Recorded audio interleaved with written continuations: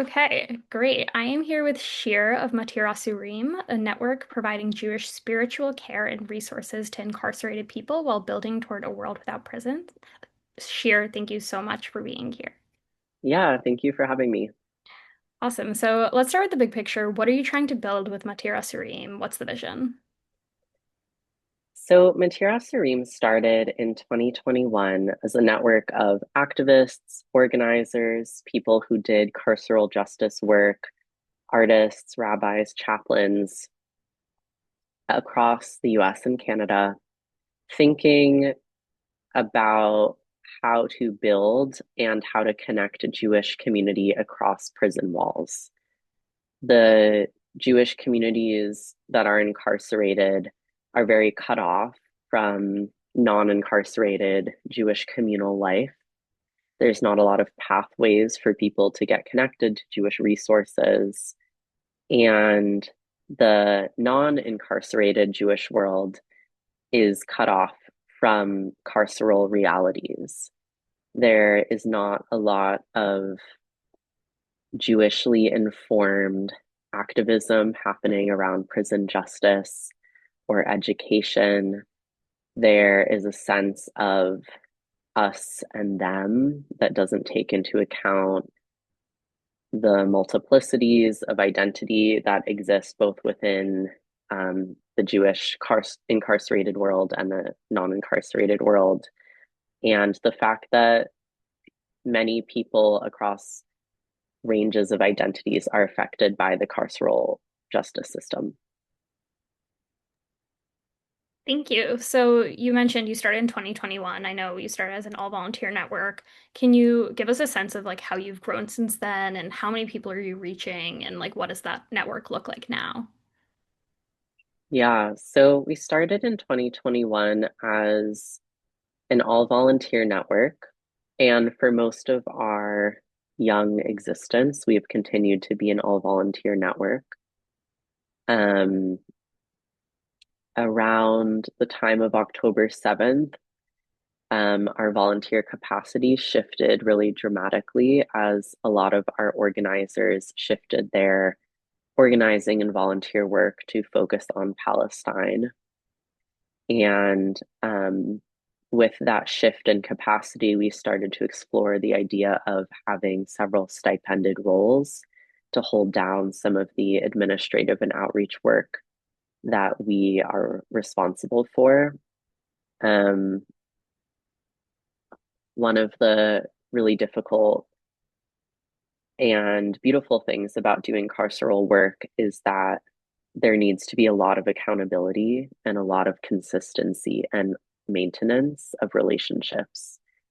And although the outside political world certainly does affect people on the inside, their conditions remain, they remain incarcerated and they remain in need of resources and connection, um, no matter what is happening in Palestine or in Minneapolis. And those relationships still need consistent care and attention. And so we began to play with having some different formats for our work. Um, at this time, we have around 100 pen pals, around 50 pen pal pairs, connecting people who are incarcerated and non incarcerated. We also have a little less than 200 people getting sent monthly resources who are incarcerated. And we also send our resources to a network of chaplains prison chaplains who distribute these accessible Jewish resources to the folks that they work with. So it can feel a little bit hard to define exactly how many people are encompassed by our work, but over the years, we've at this point touched up around like hundreds of people. Yeah, that's amazing. Thank you. I want to talk a little bit more about sort of your like larger vision. So Matir Asurim literally translates to the one who frees captives. And I'm curious to hear a bit more about how you hold both that immediate work of spiritual care that you were just talking about, and then the longer vision of a world without prisons. Yeah, this feels like a really hard question to answer because so much of our work feels very immediate and acute, addressing people's immediate spiritual, material, and relational needs. And it can be really exhausting to be in carceral justice work because it can feel like there is no end in sight and the wins are so minimal that they don't always feel like wins. And at the same time, some of the longer term vision that we bring is trying to find these pathways and these connections and these through lines between the incarcerated and non incarcerated world and to help these folks, these communities talk to each other and be in relationship with each other. And I think no matter what kind of organizing work you do, it's very clear that relationship is the thing that moves people into action. And so for us, the more relationships that we build, the closer we are to an abolitionist future in which there aren't prisons. And ultimately, that is the future that we're working towards. And so every relationship that we help cultivate is in the spirit of working toward that olam haba, that world without prisons. Yeah, yeah, that's definitely a broader vision, but hopefully getting towards it. So I want to talk a little bit about like you're building this network model with sort of regional hubs. You said you're across the US and Canada that act independently while also staying connected. And I'm curious a bit about like what this decentralized organizing makes possible that a more centralized approach wouldn't. Certainly. And what I'll share is Matir Asurim began in the heart of COVID in January 2021. So when we brought together organizers, activists, chaplains, people with direct experience of the carceral system, it began decentralized with people coming from California and from Vancouver, from Philly, from Connecticut. Um, and two, the people that we're in contact with who are Jewish and incarcerated are also all over. And oftentimes they're in places that the Jewish world is barely in contact with. Um, and so for us as an organization, there really is no practical way for us to not be decentralized and for us to not be national and international because the need is so great and it is spread so far and so thinly. And because the folks who have been with us as core organizers are also spread and move also physically in different places. Um, one of the things that we are working on this year is we are developing a guide and hopefully an accompanying Zoom training about how to go inside, how to volunteer inside, and how to lead religious services inside. And we're hoping that by supporting people to actually go physically inside their local prison and support religious and spiritual life and expression, that some of these more localized connections can begin to grow a little more deeply. And we feel curious to see what might happen from that. Some of our closest relationships are in New York City because early on we connected with the Jewish chaplains at Rikers. And so, um, it's very easy in some ways to imagine a centralized location in New York. And at the same time, we are affecting people, individuals, and communities that are in places that need a little more um, chesed and need more connection. And that speaks to our values. Yeah, that's great. I've done some high holidays at Rikers and every Cool. yeah, it's really like an incredible experience and every time I tell people about it, they're like, "Oh my God, that's so cool. How do I get involved? Tell me next time you're doing that."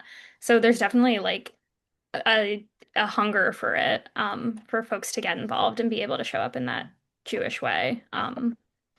So yeah, that's cool that you all are Wow. working towards that. That's really beautiful to hear. I'm so glad to hear it. Yeah, yeah, it's a really meaningful experience. Um, so um I'm sort of building off of that, like about who kind of like shows up for this work. Hmm. You it's no secret that like a lot of Jewish communities are pretty fractured right now, and you're doing this work Yeah. that asks people to extend care and belonging across prison walls. So what do you see Hmm. in terms of who is showing up for that? Yeah, it's an interesting question. And a few years ago, I actually did a research project interviewing prison chaplains across the range of religious denominations. And even from that, there is such a range of people who are working on spiritual care within the prison system. Even if they're volunteer chaplains, paid chaplains, there's a really big range in terms of identity and political affiliation. And I think that Matir Asurim sometimes has attracted people who are part of the Jewish left, who might identify as abolitionist, um, but it has also attracted people who politically might not have a particular political home or might have religious or political identities outside of what you might expect folks to be connected to a prison justice organization. And part of the reason for that is many different kinds of people have personal connections to the carceral system or have been affected by carceral injustice, be it either they were incarcerated themselves or they have a loved one who's been touched by the carceral system. And so over the years, we've in some ways seen a range of different kinds of people interact with or be interested in Matir Asurim. And I think that, like many organizations on the Jewish left, um, we don't have any kind of litmus tests for who can be a part of Matir Asurim, be it organizers on the outside or members on the inside. And that's something we've worked really hard to craft. And at the same time, we do have a set of values, a set of principles, and a set of um, kind of organizational boundaries that we ask people to follow. Um, so, for example, um, the understanding that prisons do not keep people safe, the understanding that our incarcerated members have enormous Torah to share, the understanding that we do not speak for our incarcerated members, they speak for themselves. And we try and amplify their voices. And then also the understanding that we don't proselytize and that we ask both our inside and outside folks to refrain from any kind of proselytizing or pushing of particular expressions of Jewishness, of halachic observance, or any other kind of religious standards. And there is a really wide range of religiosity in the folks that who are involved in Matir Asurim, broadly defined. Yeah, Yeah.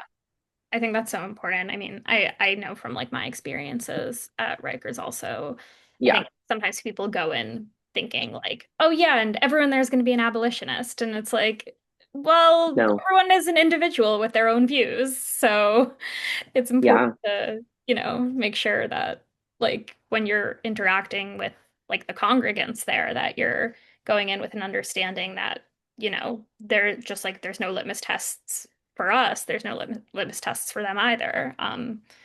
So yeah. That's really important. Yeah. And I'll just add that, part of um, respecting the humanity of both of people who are incarcerated, people who are not incarcerated is also having those boundaries and having those limits and asking people to be respectful of other people's choices and other people's autonomy. And that has been really challenging at times, um, be it about people's religious preferences or religious obligations or the ways they want to practice and the ways their pen pal practices. It creates conflict. And that's also a part of our work is helping to support conflict within relationships. And what is more abolitionist than doing the work to support conflict and support conflict in ways that can lead to people being better at having conflict because conflict is inevitable. Yeah. Yeah, totally. That's really interesting. Awesome. Okay, so last question for people who want to get involved, whether as pen pals or volunteering in another capacity or supporting your work, how can they find you and what does that look like? Um, so for folks looking to get involved in Matir Asurim, the first thing I'll say is we have a great need for pen pals. We are looking for pen pals, open to cultivating a pen pal relationship. We ask for a minimum commitment of at least 6 months and that you commit to writing your pen pal on a monthly basis. Um, so we are always looking for pen pals. We're also looking for volunteers to support with our monthly resources, submitting material. We're looking for communities and individuals interested in doing mailings for us and sending out 50 to 100 pieces of mail every month. We're always looking for donors if you are interested in talking about how to deepen and support our work. And there is a volunteer interest form on our website. You can also contact us at matirastreamnetwork@gmail.com or reach out via Instagram. Amazing. Thank you so much.